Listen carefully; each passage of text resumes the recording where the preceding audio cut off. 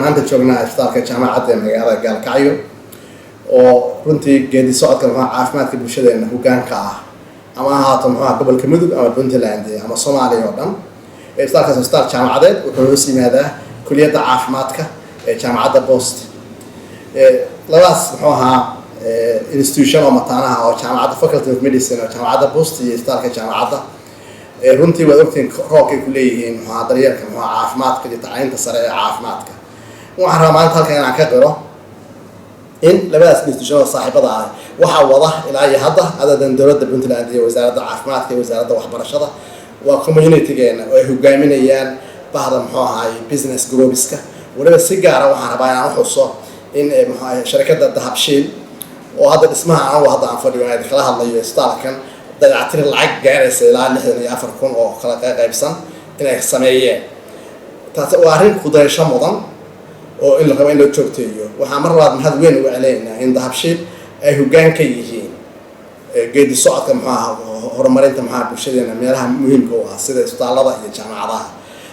ururada kale bulshada iyo business groups waxaan rajaynaynaa inay tilaabadaas ay Dahabshiil qaaday inay ku daydaan oo runtii mid ah ku dayasho mudan. mar labaad Dahabshiil waxaan ka codsanaynaa si isbitaalka ay noogu dayactireen in isbitaalkoodu yahay waxtarka u geysanayaan jaamacadda iyo mashaariicda kale bulshada isbitaalkuna soona runtii inuu sugayo ayaan u sheegaynaa annagoo mahad weyn uga celinaynaa gacantii ballaareed oo runtii deeqsiga ahayd oo hadda ka hor isbitaalka Gaalkacyo ee jaamacadda ay u geysteen. wadooyinka hadda iyagoo aan ruulo la marin oo aan la hagaajin quruxdii magaaladu mar walba say isku bishay mar hore la arkaya inaynu shirkadaha ganacsatada waxaan ku bilaabaynaa in la arko wadadii Golis, wadadii Amal, wadadii Dahabshiil, wadadii Obeg, wadadii Alfadli, wadadii Tawfiiq, wadadii ganacsada Hebel, wadadii Hooye Hebla. jaaliyadda dibadda waxaan ugu baaqaynaa sida Muqdisho loo dhisay wadan walba inuu wada qaato. hadda wadanka Sweden ayaa ajiibay oo Norway ayaa ajiibtay oo tiri wadan annaguna dhisaynaa. inteena haddaynu isugu tagno dalkeena waa dhisi karnaa waana hagaajin karnaa. الرحيم الحمد لله رب العالمين صلى الله على نبينا محمد وعلى آله وصحبه أجمعين. maamulka iyo macallimiinta iyo ardayda iyo waalidiinta iyo kasoo qaybgalayaasha dhammaan jaamacadda Boostage waxaan ku salaamayaa assalaamu calaykum waraxmatullaahi wabarakaatuh. maanta waxaa farxad noo ah munaasabadan shahaadada lagu gurdoonsiinayo ardaydan ka qalin jabisay jaamacadda Boostage aynu isugu nimid. ardayda waxaan leenahay hambalyo. maanta waxaad dhammayseen shahaadadii bachelorka ahayd ayaad dhammayseen. waxbarashadu waa idin dhimatahay. marka ugu horeysa waxaan kula dardaarmaynaa inaad waxbarashada dhammaystirtaan. marka ku xigtana waxaan idin kula dardaarmaynaa inaad dalkiina iyo dadkiina wax tadhaan. waxbarashada waxa wax loo bartaa waa in qofku dalkiisa wax taro. dawladda Soomaaliya waxa ardayga lagu barbaarin jiray waxaan u ordayaa dugsiyada u aada inaan aqoonta korsado dalkayga anfacay inuu ardaygu dalkiisa anfaco wadanimada looga baahan yahay. maanta runtii fursad bay idin tahay shahaadadaas aad maanta qaadanaysaan iyo aqoontaas aad dhamayseen.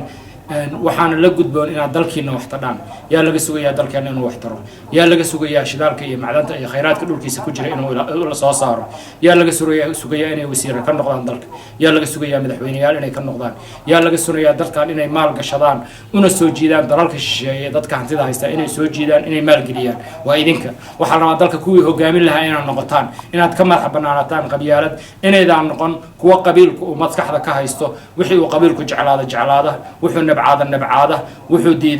diida wuxuu yeela ee aad noqotaan kuwa aqoontu ay ka sarreyso oo aqoontu hogaamiso. dalalka adduunyada dayax-gacmeedyada raacay iyo kuwa diyaaradaha samaystay iyo kuwa dabaabadaha samaystay iyo kuwa gujisyada badda hoostooda mara samaystay dhammaantood aqoon bay ku gaareen. dadkoodii aqoonta lahaa ayaa taliyey. dalkeena waxaa la rabaa mustaqbalkiisu ardayay maanta idinku xiran yahay. waxaan kaloo maanta munaasabadan uga faa'iideysanayaa maadaama ay dad badan oo mas'uuliyiin joogaan. maanta jaamacadda aynu joognaa ee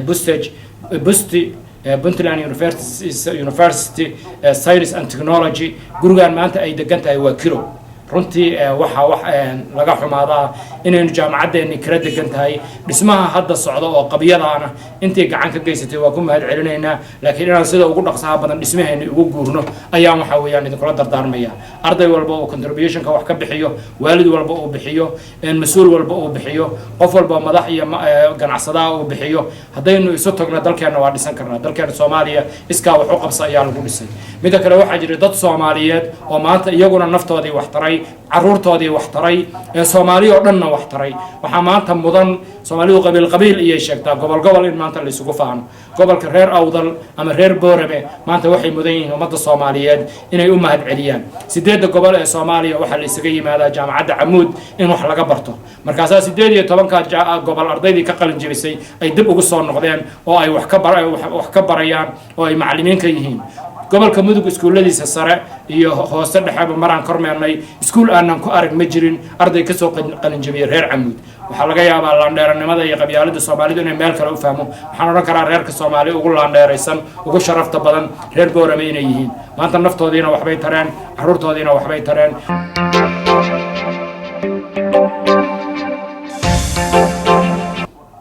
waxaan markaa rabnaa inagu magaaladeena wax badan oo horumar baynu ka qabanay jidad baynu dhisnay isbitaal aynu dhisnay iskuul aynu dhisnay wax badan baynu qabsanay waxa aynu qabsanay nafteena aynu ku tashanay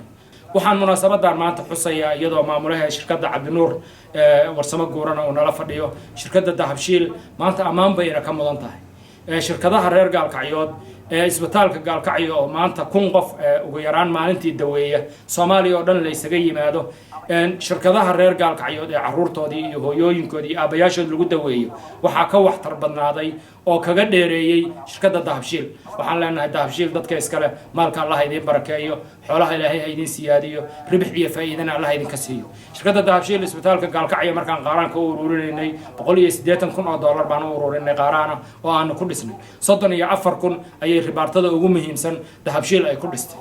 waxaan leenahay iyada waa uga mahad celinaynaa shirkadaha kalena ku dayda sidoo kale waxaan ugu baaqaynaa inay horumarka kale ee wadanka hadda ka socdana Dahabshiil sida ay taa koobka uga qaaday anagoo shahaado sharafna ku guddoonsiinay 2 sano ka hor arintaas waxaan rabnaa inaan iyaduna hadda kaga codsano inay sidoo kale iyaduna dadaalkii ay u laba laabto jaamacadan maanta la dhisayo inay ka qayb qaataan wixii ay geliyaan waa sadaqa jaariya waana waxa ay sharafta maanta qof walba reer Muduga qalbigiisa uu ku og yahay waxtarka ay waxtadho waxa weey waa mid u siyaadinaysa wadooyinka hadda isku xira Gaalkacyo iyo Garacad oo la wadana codsigeedii waa noola jiraa wadada isku xidha Gaalkacyo iyo Galdogob codsigeeda waa iska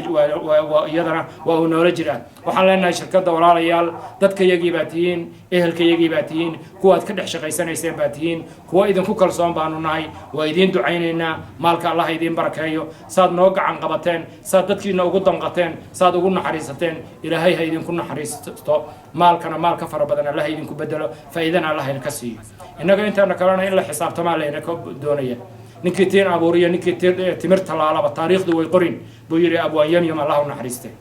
qofkii dalka wax tara waxa weey taariikhda qoraysa kii wada dhisa kii masaajid dhisa kii iskuul dhisa kii jaamacad dhisa kii khayr ka qayb qaata waxa weeyaan taariikhda qoraysa Ilaahay agtiisana wax weyn ayaa u yaala